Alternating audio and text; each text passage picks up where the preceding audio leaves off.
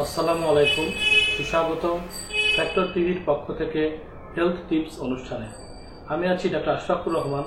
আজ আমরা কথা বলবো সাম্প্রতিক সময় আলোড়ন তোলা চিকেনগুনিয়া রোগ বা চিকেনগুনিয়া জ্বর সম্পর্কে। চিকেনগুনিয়া রোগটা কি? এটি একটা জ্বর রোগ। এই রোগটা হলে জ্বরের প্রাদুর্ভাব দেখা যায় এবং এই রোগের কারণ হচ্ছে গিয়ে চিকেনগুনিয়া নামক ভাইরাস। এই ভাইরাসটা বহন করে আমাদের শরীরে নিয়ে আসছে এডিস নামক একটি মশা। এই এডিস মশাটি একই সাথে আমাদের ডেঙ্গু জ্বরেরও কারণ এই এডিস মশাটি ডেঙ্গু ভাইরাসকে আমাদের শরীরে নিয়ে আসে এবং মশার দংশনের মাধ্যমে আমরা ডেঙ্গু ভাইরাসে আক্রান্ত হই এবং একই সাথে চিকেনগুনিয়া নামক ভাইরাসেও আক্রান্ত হই। এখন আমরা আসি এই রোগের লক্ষণগুলো কি কি। চিকেনগুনিয়া রোগ হলে পরে যে লক্ষণগুলো সবচেয়ে বেশি লক্ষ্য করা যায় সেটা হলো রোগীর প্রচন্ড জ্বর আসে, অনেক হাই ফিভার আসে, উচ্চ তাপমাত্রার জ্বর 102, 103 এর নিচে সাধারণত পাওয়া যায় না রোগীর। একই সাথে রোগীর প্রচন্ড শরীরে ব্যথা, মাথা ব্যথা এবং গায়ে র্যাশ উঠতে দেখা যায়। লাল লাল র্যাশ শরীরের হাতে পায়ে শরীরের বিভিন্ন স্থানে হতে দেখা যায়। এর সাথে আরেকটি লক্ষণ খুব বেশি খেয়াল করা যায়, সেটা হলো বিভিন্ন জয়েন্টে, শরীরের বিভিন্ন অস্থিসন্ধিতে জয়েন্টে তীব্র ব্যথা লক্ষ্য করা যায়। জয়েন্ট ফুলে যেতে পারে এবং হাত পা নাড়াচাড়াতে প্রচন্ড কষ্ট হয়। রোগীর চলাফেরা করতেও অনেক কষ্ট লক্ষ্য করা যায় এবং জ্বরের প্রাদুর্ভাবে রোগীর শরীর প্রচন্ড দুর্বল হয়ে পড়ে, রোগীর খাওয়া দাওয়ার রুচি চলে যায় এবং রোগী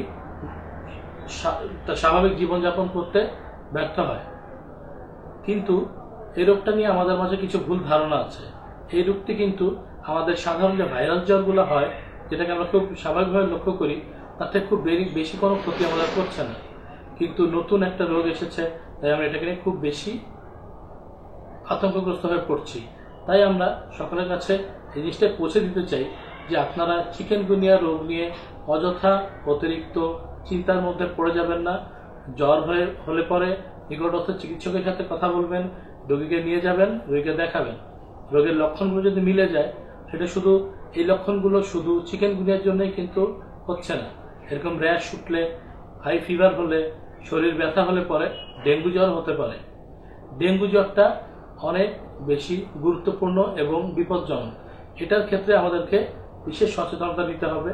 তাই যখনই আমাদের এরকম জ্বর হবে, আমাদেরকে অবশ্যই চিকিৎসকের পরামর্শ নিতে হবে। আর প্রাথমিক ব্যবস্থা হিসাবে আপনারা ঘরে যেটা করতে পারেন, রোগীকে বেশি করে তরল জাতীয় খাবার, পানি, শরবত, স্যালাইন এগুলো খাওয়াবেন। তার পানির ঘাটতিটা পূরণ করবেন। স্বাভাবিক যে প্যারাসিটামল জাতীয় যে ওষুধগুলো পাওয়া যায় মার্কেটে, রোগীর বয়স এবং ওজন অনুযায়ী সেভাবে খাওয়াবেন প্যারাসিটামল ট্যাবলেট। জ্বর যদি অতিরিক্ত হয়ে যায়, 102 এর উপরে চলে যায়, প্রয়োজনে প্যারাসিটামল সাপ্লিমেন্ট ব্যবহার করা যেতে পারে। এর সাথে অ্যালার্জির জন্য অ্যান্টিহিস্টামিন জাতীয় ওষুধ দেওয়া যেতে পারে, একটা অ্যান্টিবায়োটিক দেওয়া যেতে পারে। কিন্তু এটা কখনোই ভাইরাসের, আমরা এই ডেঙ্গু জ্বর বা চিকেনগুনিয়া জ্বরের জন্য ভাইরাসটা কিছুতেই অ্যান্টিবায়োটিকের মাধ্যমে যাবে না। অ্যান্টিবায়োটিকটা আপনাকে অন্যান্য রোগের জন্য সে সাপোর্ট দেবে। একটা অ্যান্টিবায়োটিক দেওয়া যেতে পারে আর ওইকে সম্পূর্ণ বিশ্রামে থাকতে হবে। আর কিছু প্রয়োজনীয় পরীক্ষা নিরীক্ষা করার প্রয়োজন হতে পারে, সেটা আপনি চিকিৎসকের সাথে পরামর্শ করে সে ব্যবস্থাগুলো নেবেন।